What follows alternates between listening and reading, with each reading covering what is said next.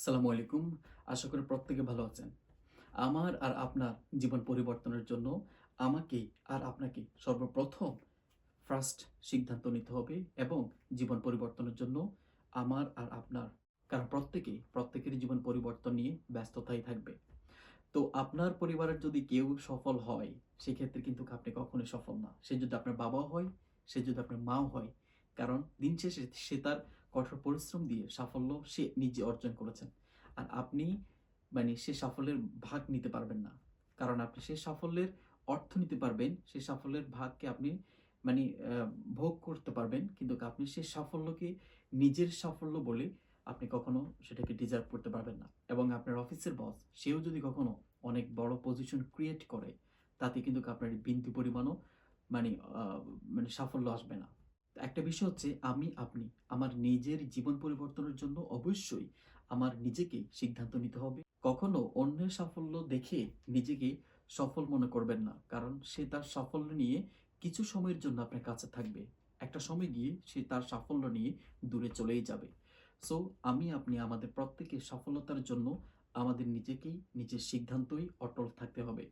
এবং আমি খুব ছোট ব্যাখ্যায় এটাকে বিশ্লেষণ করছি। একদিন একটা কোম্পানি হঠাৎ করে একটা বড় লোকসান হয়ে যায়। তখন আ হঠাৎ ২-৪ দিন পরে কোম্পানির কিছু এমপ্লয়ি আছে, তারা বাইরে সবাই লাঞ্চ করছেন, হ্যাঁ?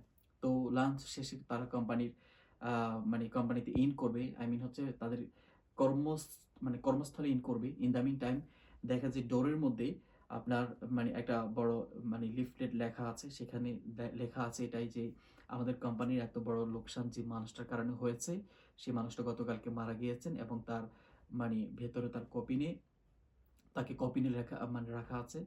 আপনারা যদি কেউ ইন্টারেস্ট হন তাহলে তাকে আপনারা ভিজিট করতে পারেন, হ্যাঁ? সেই মানুষটাকে আপনি দেখে নিতে পারেন।" তো এটা আসলে লেখাটা পড়ে আসলে প্রত্যেকেই একটা হতভম্ব হয়ে গেছে। এটা কিভাবে সম্ভব? এবং সেই মানুষটাও আসলে গতকালকে মারা গেছে। তো আমাদের মধ্যেই সেই মানুষটা আমরা তো তাকে দেখা উচিত অবশ্যই, হ্যাঁ?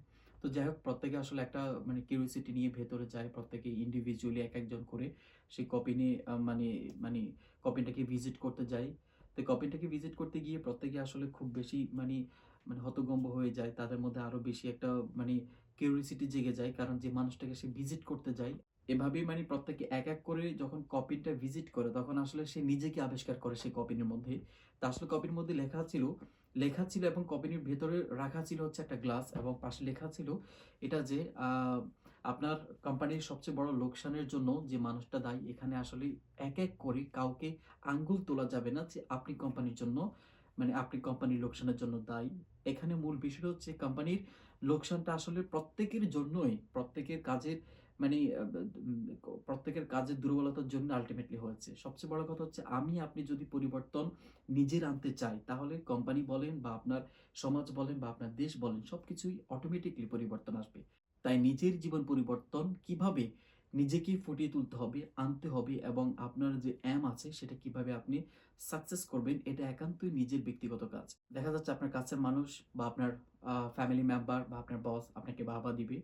যদি আপনি নিজেকে পরিবর্তন না করতে পারেন, তাহলে সেটা দিন শেষে আপনারই ক্ষতি, আপনার দেশের ক্ষতি। কিন্তু আপনি যদি আপনার পরিবর্তন আনতে চান, তাহলে একান্তই এখানে কারো হেল্প ছাড়া আপনাকে ভাবতে হবে, আপনার সহযোগিতা আপনাকেই করতে হবে, আপনার চিন্তা শক্তি আপনাকে আঁকতে হবে এবং আপনি কিভাবে নিজের প্ল্যান মানে নিজেকে প্ল্যান করে আপনি একটা লাইফের একটা পজিশন ক্রিয়েট করবেন, এটা একান্তই আপনাকে আঁকতে হবে। তো আমরা নিজের পরিবর্তনের জন্য নিজেকেই যতটুকু আবিষ্কার করা যায় আমরা সেটাই করব। আর এভাবেই প্রত্যেকেই নিজের মধ্যে নিজের পরিবর্তন আনা উচিত। তাহলে দেশের পরিবর্তন আসবে, সমাজের পরিবর্তন আসবে। Thank you very much. আবার কোনো ভিডিওতে দেখা হবে। আসসালামু আলাইকুম। ফি আমানিল্লাহ।